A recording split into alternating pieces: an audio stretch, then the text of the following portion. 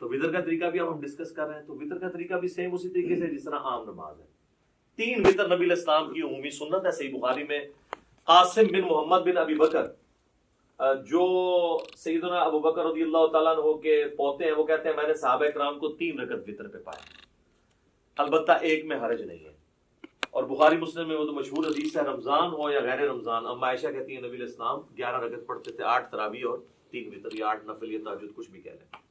تو 3 وطر کا طریقہ یہ ہے کہ آپ نے وطر کو مغرب سے مختلف کرنا ہے، کیونکہ المستدرک للحاکم میں صحیح ابن حبان میں موجود ہے، نبی علیہ السلام نے فرمایا اسے مغرب سے مختلف کرو.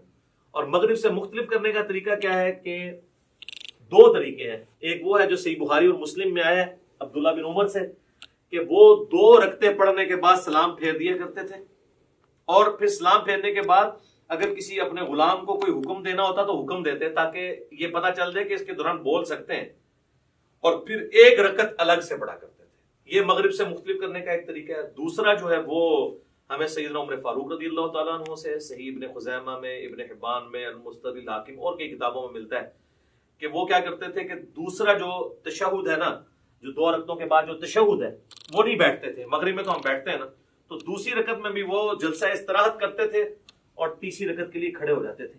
اور جب آپ تیسری رکعت کے لیے کھڑے ہوں گے، چونکہ یہ آڈ رکعت ہے، تو پھر یہ رفع الیدین سے شروع ہوگی. یہ بھی اکثر لوگ پوچھ رہے ہوتے ہیں کہ تیسری بغیر رفع الیدین دی ہوگی، رفع الیدین. سر آڈ رکعت سمپل فارمولہ ہے رفع الیدین کے ساتھ. رفع الیدین کتنے ہونے ہیں؟ 4 رفع الیدین تو اتفاقی ہیں. نماز شروع کرتے وقت، ہر رکعت میں رکوع میں جاتے وقت اور اٹھتے وقت 3 ہو گئے، اور 2 رکعتوں سے اٹھ کے یعنی تیسری رکعت کے اندر یہ 4 ہے، اور 5واں 2 سجدوں کے درمیان ہے. اس کے علاوہ بھی اگر جس کو جتنا شوق ہے کرتا رہے، ہر اٹھن بیٹھک پہ کرے، اس کی مرضی. یہ ایٹ لیسٹ ڈیٹم لیول ہے. اچھا جی، اب وطر میں چونکہ وہ مختلف اس طرح کرنا ہے، وہ تو میں نے آپ کو بتا دیا. جب آپ تیسری رکعت میں ہوں گے، چاہے وہ الگ سے پڑھ رہے ہوں آپ، چاہے وہ آپ فصل کر کے یعنی سلام درمیان والے دونوں پھیر کے اس کے بعد پڑھ رہے ہوں، تو جب آپ تیسری رکعت میں سورۃ الفاتحہ میں سورت ملا لیں گے، اس کے بعد آپ اس کے ساتھ ہی دعائے قنوت پڑھ سکتے ہیں. اللہم اہدنی فیمن ہدیت. آج کلپ چڑھ گیا ہوگی کہ اصل دعا کیڑی ہے. ٹھیک ہے جی. تو اور اس میں آپ ارسال الیدین اگر کیے ہوئے ہیں تو اس حالت میں پڑھیں گے، لیکن پڑھیں گے آپ رکوع سے پہلے.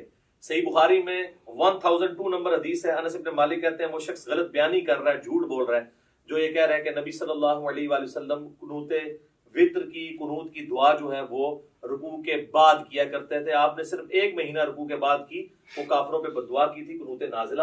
آپ ہمیشہ رکوع سے پہلے کرتے تھے. رکوع سے پہلے کیسے؟ سورت ملائی، اس کے بعد یہ آپ نے پڑھ دیا اللہم اہدنی فیمن ہدیت، یہ دعا پوری کی، پھر آپ رفع الیدین کر کے رکوع میں چلے گئے.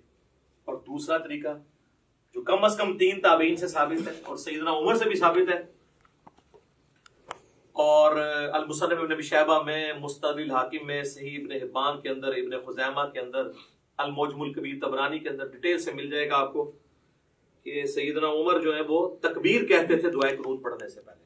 یعنی سورت ملا لی، اس کے بعد سورت ملانے کے بعد آپ نے اللہ اکبر کیا، تکبیر کہی، اور دوبارہ ہاتھ باندھ کے آپ نے دعائے قنوت مانگی. اس میں ہاتھ نہیں اٹھانے ہوتے کیونکہ یہ قنوت نازلہ نہیں ہے، یہ عام قنوت ہے. عام قنوت میں ہاتھ باندھے جاتے ہیں یا ارسال الیدین کر کے آپ پڑھیں. ہاتھ اٹھانے والی کافروں میں بددعا ہے، اور وہ ہوتی بھی رکوع کے بعد ہے، اور وہ ہوتی بھی عموماً فرض رکعت جو فرض نماز ہے اس کی آخری رکعت میں رکوع میں جانے کے بعد ہوتی ہے، جو سنت ہے. وہ آپ کو قنوت والا چیپٹر مشکات میں مل جائے گا، ابو داؤد ترمذی ابن ماجہ کے حوالے سے حدیث مل جائے گی. اور جو قنوت وطر کے اندر کوئی قنوت نازلہ کرنا چاہتا ہے تو نبی علیہ السلام سے ثابت نہیں، لیکن صحابہ کرام سے، ابی ابن کعب سے صحیح ابن خزیمہ کے اندر موجود ہے، جس میں دعائے قنوت بھی انہوں نے پڑھی اور ساتھ درود شریف بھی پڑھا اینڈ کے اوپر، اور بھی دعائیں مانگی. وہ آپ کر سکتے ہیں. صحابہ کا یہ طریقہ، اور میں اس پہ اکثر کہتا ہوں کہ جو لوگ کہتے ہیں کہ صحابہ کرام نعوذ باللہ حجت نہیں ہے، ہم نے مرفوع حدیث ہی دیکھنی ہے، تو ان کے لیے لمحہ فکری ہے کہ وہ جتنی یہاں پہ قنوت نازلہ پڑھا رہے ہیں اپنی وطروں کے اندر رمضان میں، وہ تو صحابہ کا طریقہ ہے. جب داڑھی کی باری آتی ہے ہم نہیں کاٹتے، لیکن مٹھی کے بعد صحابہ کا اجماع ہے کہ کاٹنا جائز ہے. وہاں کہتے ہیں جی ہم نبی علیہ السلام کو دیکھ رہے ہیں، تو نبی علیہ السلام کو بھی نہیں آپ دیکھ رہے، نبی علیہ السلام کی تو مٹھی سے بڑی نہیں ہے. یہ بھی میں نے ثابت کیا ہے الحمدللہ. ساتھ ساتھ تھوڑی سی برین واشنگ ہوتی رہنی چاہیے، تبھی چیزوں کی سمجھ آتی ہے. تو اللہ اکبر کہہ کے ارسال الیدین کیا یا ہاتھ باندھے اور آپ نے دعائے قنوت پڑھی، اس کے بعد اللہ اکبر کہہ کے دعائے قنوت کے بعد روشی بھی پڑھنا ہے، اور پھر آپ نے وہ پورا کیا۔ اب چونکہ چاہے آپ نے فصل کیا ہوا ہے، درمیان میں 2 پڑھ کے سلام پھیرے ہوئے ہیں، یا آپ نے 2 کے بعد آپ کھڑے ہوئے ہیں، دونوں صورتوں میں تیسری رکعت تو آپ کی وتر کی آخری ہوگی، اس میں پھر آپ تورکی بیٹھیں گے۔ بلکہ سنن کبریٰ البیہقی میں یا مصنف ابن ابی شیبہ میں ملتا ہے نا کہ جس رات سیدنا ابو بکر کو دفن کیا گیا تو رمضان کی رات نہیں تھی، تو حضرت عمر نے کہا میں نے تو وتر ہی نہیں پڑھے ہوئے ہیں، تو پھر انہوں نے کہا میں جماعت کراتا ہوں تو میرے پیچھے وتر پڑھو۔ اس سے یہ بھی بات پتہ چلی کہ رمضان کے علاوہ وتر کی جماعت کروائی جا سکتی ہے۔ تو اس میں انہوں نے وتر اسی طریقے سے پڑھائے تھے کہ انہوں نے درمیان تشہد چھوڑا تھا اور اپنا 3 وتر پڑھائے تھے۔ اور وتر کے اوپر میرا ڈیٹیلڈ 130 مسئلہ ہے، اس میں میں نے ساری نیٹی گریٹیز ڈسکس کی ہیں، آج اس ڈیٹیل میں جانے کی ضرورت نہیں۔ نماز وتر بھی کمپلیٹ ہوگی تھی، کوئی چیز ہے تو نہیں کی نماز وتر کے حوالے سے؟ کون سی دعا آخر میں؟ وتر کے بعد جب ختم کرتے ہیں، وتر کے بعد وہ تو اذکار ہے نا، وہ وتر کے طریقے میں تو نہیں آتے، وہ تو ہے سبحان الملک القدوس اور 3 دفعہ پڑھ کے رب الملائکۃ والروح، آخری بار اس کو اونچی، وہ تو اذکار ہیں، وہ تو علیحدہ سے ہمارے لکھے ہوئے ہیں۔ فی الحال ہم طریقے کو ڈسکس کر رہے ہیں۔ نماز وتر میں بھی میں نے آپ کو پہلے بتا دیا کس طریقے سے پڑھنا ہے۔ اب اس کی جو آخری رکعت ہے وہی سب سے امپورٹنٹ ہے کہ جس میں آپ نے سورت ملانے کے بعد دعائے قنوت پڑھنی ہے۔ سنت یہی ہے کہ پہلی رکعت میں آپ سبح اسم ربک الاعلی پڑھیں، دوسری میں قل یا ایھا الکافرون، اور تیسری میں قل ھو اللہ احد، اور قل اعوذ برب الفلق، قل اعوذ برب الناس بھی ثابت ہے۔ تو بہرحال فرض کیا ہم وتر کی تیسری رکعت میں پہنچ گئے ہیں، ہم نے سورت بھی ملا لی ہے۔ اگر ہم وضع الیدین کر کے نماز پڑھ رہے ہیں تو میں اسی سے سٹارٹ لیتا ہوں تاکہ آپ کو پتہ چلے اس کے بعد کرنا کیا ہے۔ بسم اللہ الرحمن الرحیم، قل هو اللہ احد اللہ الصمد لم یلد ولم یولد ولم یکن له کفوا احد،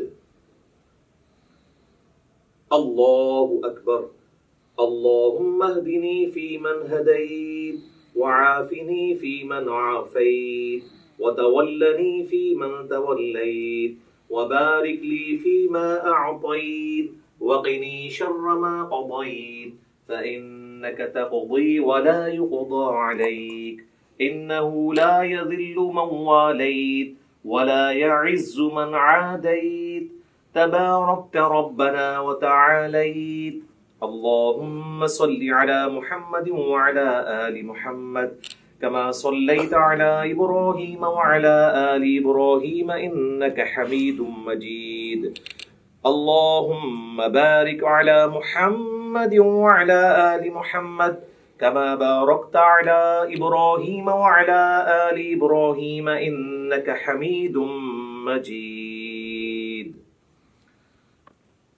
الله أكبر سبحان ربي العظيم سبحان ربي العظيم سبحان ربي العظيم سمع الله لمن حمده اللهم ربنا ولك الحمد حمدا كثيرا طيبا مباركا فيه۔